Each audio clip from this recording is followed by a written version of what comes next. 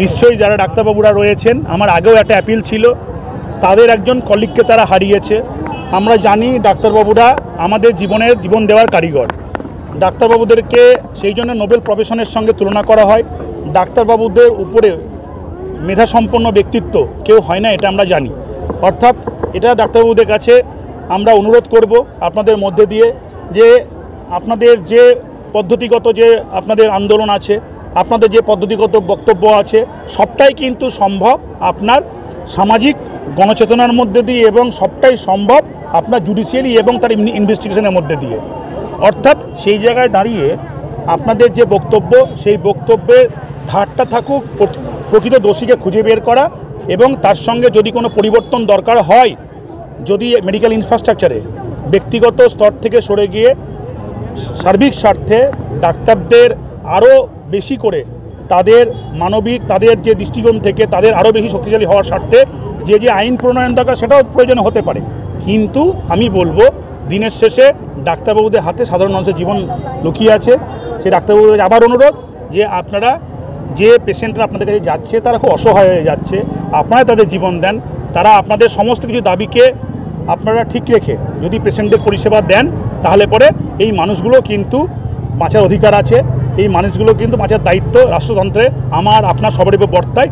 অর্থাৎ আপনাদের সম্মান জানিয়ে বলছি, আপনাদের গুরুত্ব দিয়ে বলছি, আপনাদের হাতেই দেশের অগণিত জনতার প্রাণ নির্ভর করছে। সেটাকে কিভাবে দেওয়া যায় আমার থেকে ভালো ডাক্তারবাবুরা বুঝবেন, ডাক্তারবাবুরা সেটাকে কিভাবে শর্ট আউট করবেন। অর্থাৎ যদি এটা হয়, যত দ্রুত হবে তত দ্রুত আমাদের মঙ্গল, আমাদের সমাজের মঙ্গল।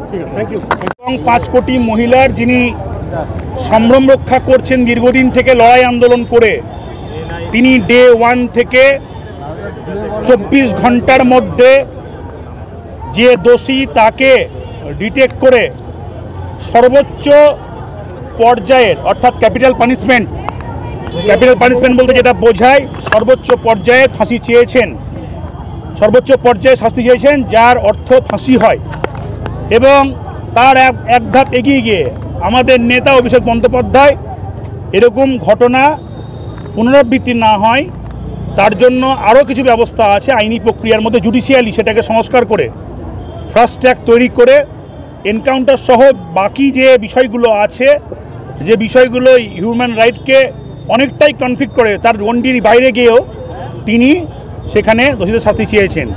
অর্থাৎ এর থেকে উদ্দেশ্য পরিষ্কার, যে আমাদের ঘরের যে বোনটি হারিয়েছি আমরা, অর্থাৎ সে বাংলা মায়ের সন্তান, অর্থাৎ সেই বোনটি আমাদের কাউরির, তিনি আমাদের বাংলার মেয়ে, অর্থাৎ বাংলার মেয়ের ক্ষেত্রে যে ঘটনাটি ঘটেছে এটার পুনরাবৃত্তি না হয় তাকে আমরা ফেরাতে পারবো না।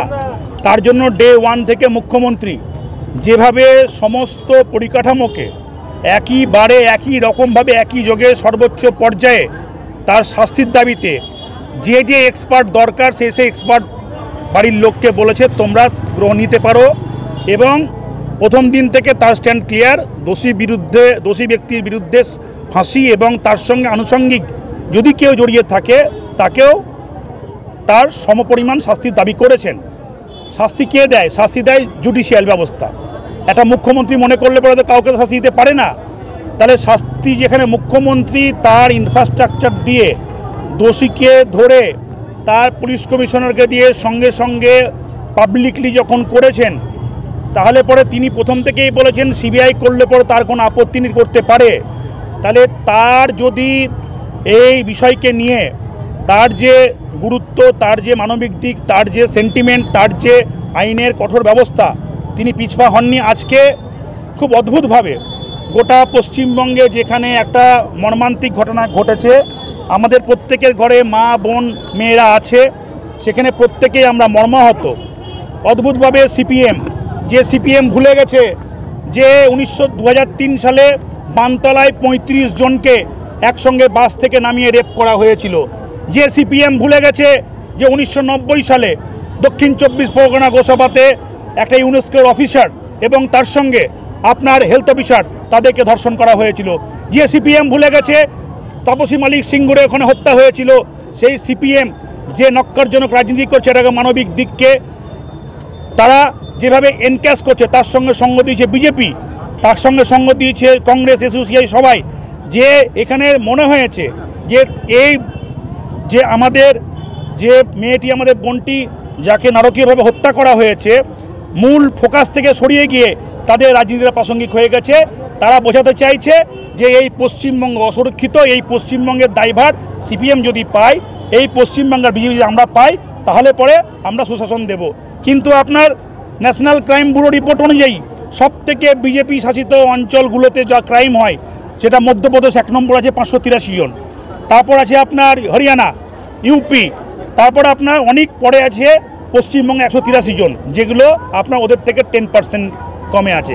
কালকে বিভিন্ন মিডিয়ার মধ্যে দিয়ে এটা এস্টাবলিশড হয়েছে যে পশ্চিমবঙ্গে গণতন্ত্র এবং পশ্চিমবঙ্গে আইনের শাসন কতটা জোরালো। নিশ্চয়ই এই ঘটনা ঘটেছে, সেই ঘটনাকে আমরা কেউ সমর্থন করি না। আমাদের মুখ্যমন্ত্রী থেকে, আমাদের পার্টি থেকে আরম্ভ করে আমাদের রাজনৈতিক বিবেক বলে, ধর্ম বলে, সব কিছু ভুলে গিয়ে এই যে নারকীয় হত্যাকাণ্ডের পিছনে যারা জড়িয়ে আছে তাদের ধরে নিয়ে এসে তাদেরকে ট্র্যাক করে তাদেরকে ফাঁসি দিতে হবে, তার বিকল্প কোনো শাস্তি হয় না। অর্থাৎ সব কিছু এই প্রক্রিয়াটা জুডিশিয়াল প্রক্রিয়ার মধ্যে দিয়ে সম্ভব, যেটা অন্য কারোর হাতে নেই। সেই জুডিশিয়াল ব্যবস্থাকে শক্ত করার জন্য যাবতীয় ইনস্ট্রুমেন্ট পশ্চিমবঙ্গ সরকার কাজে লাগিয়েছে মুখ্যমন্ত্রীর নেতৃত্বে। এবং এই যে সিবিআই এটাকে টেক আপ করলো, টেক আপ করার পর 24 ঘন্টার মধ্যে তো মাননীয় মুখ্যমন্ত্রীর প্রশাসন একটা কালপিটকে ধরলো এবং সেখানে তো বিচার করলো না, কিন্তু আরও ইনভেস্টিগেশন করতে যে সময়ের দরকার ছিল, সিবিআইকে তার বাড়ির লোক চেয়েছে, সিবিআই হয়েছে, মহামান্য কোর্ট আদালত সিবিআইকে বলেছে, কিন্তু এখনও 72 ঘন্টা হয়ে গেল, কিন্তু সিবিআইয়ের তরফ থেকে দ্বিতীয় বিকল্প কোনো ইস্যু পাওয়া গেল না। অর্থাৎ আমাদের প্রত্যেকের যেটা ডিম্যান্ড, আমাদের পশ্চিমবঙ্গের যারা সাধারণ নাগরিক, সমস্ত জাতি ধর্ম পার্টি নির্বিশেষে যে দোষী যেই হোক না কেন তার ফাঁসি চাই, এটাই হচ্ছে আমাদের স্লোগান, এটাই হচ্ছে আমাদের অবস্থান, এটাই আমাদের মুখ্যমন্ত্রীর অবস্থান। তাহলে সেই জায়গা থেকে একবারে সিপিএম এমন করে বলছে, বিজেপি এমন করে বলছে, তাদের রেকর্ডগুলো তারা মনে হচ্ছে এক্ষুনি মমতা ব্যানার্জিকে সরিয়ে তারা ক্ষমতায় বসলে পরে একবার সঙ্গে সঙ্গে আর কোনো ঘটনা ঘটবে না বা আর কোনো, তাহলে পরে নিজের দেশের যে রাজ্যগুলো আছে, যেখানে মধ্যপ্রদেশ, যেখানে ইউপি, যেখানে ওদের তো অনেক বলবান লোক, যেখানে দিল্লির কাছাকাছি আছে, যেখানে ক্যাপিটালে প্রধানমন্ত্রী বসে থাকে, তার 100 কিলোমিটারের মধ্যে যে বাজে ঘটনাগুলো ঘটছে, তাহলে পরে সেগুলো নিয়ে তো প্রশ্ন তোলা যায়। কিন্তু ভারতবর্ষের প্রত্যেকটা নাগরিকের, প্রত্যেকটা মেয়েদের সম্মান আছে, ভারতের সংস্কৃতি, ভারতের শিক্ষা, ভারতের রুচি আমাদের যেটা শেখায় যে ভারত আমাদের মা, এবং প্রত্যেকটা মেয়ের মধ্যে যে মাতৃত্ব লুকিয়ে আছে, প্রত্যেকটা মেয়ের মধ্যে যে আমাদের কন্যা লুকিয়ে আছে, প্রত্যেকটা মেয়ের মধ্যে আমাদের ঘরে প্রত্যেকটা মা বোনদের যে সম্ভ্রম আছে, সেটাকে রক্ষা করা ভারতীয় রীতিনীতি অনুযায়ী ভারতীয় পুরুষরা জানে। সেটার জন্য কোনো রাজনীতি দরকার পড়ে না, রাজনীতি করার দরকার পড়ে না। একটা বিষয় যেটা হচ্ছে জুনিয়র চিকিৎসকেরা